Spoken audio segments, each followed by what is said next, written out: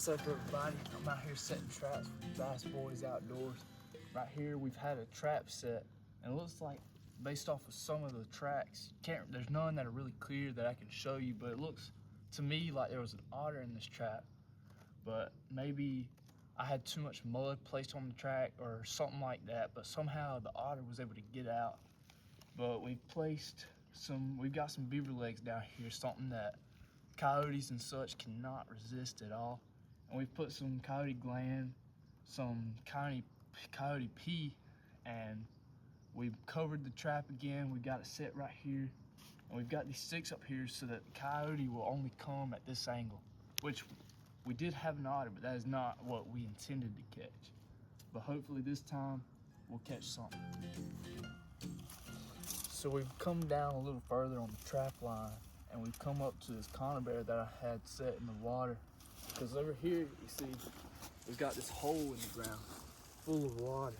And it looks like some muskrats or something are coming up in here, going down in this hole, and coming through a little network tunnel through here, and coming out on this other side of this little strip of land in the swamp in here.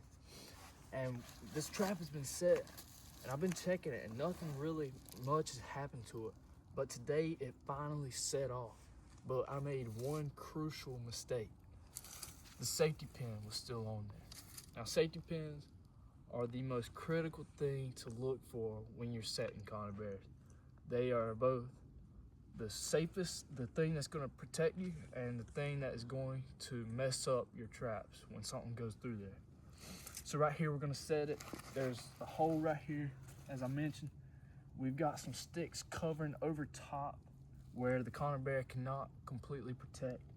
And we're gonna set this little conibear right here in this little canal. So what you wanna do, make sure you got your safety pins on here.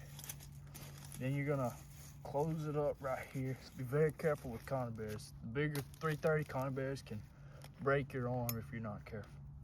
So you got your trigger right here, and this is your little set. You want to go right on that trigger. I set it on that first notch so it is the most sensitive it can be. Make sure your hairs can cover that conibear completely, or as much as you think they need to. Keep your safety pins on there until you are sure that your trap is set. So we're gonna come down here. We're gonna place this conibear down here into the water. Make sure it's in there good, covered in the water down there. There's no way that the muskrat can go around here, around the sides, over top. We've got it cut off completely. If he wants to come through this tunnel, he has to go through the conibear. So what we're gonna do now is we're gonna set some stakes in the ground to make sure that it doesn't go anywhere. By stakes, I mean sticks. So got some right here, we'll set in here.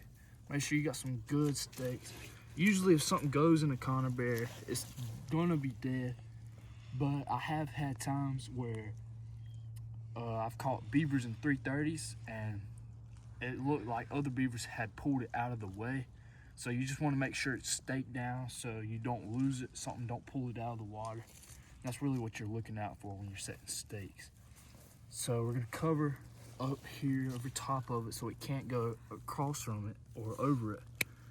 And right there, we're gonna take safety pins off now that we're completely done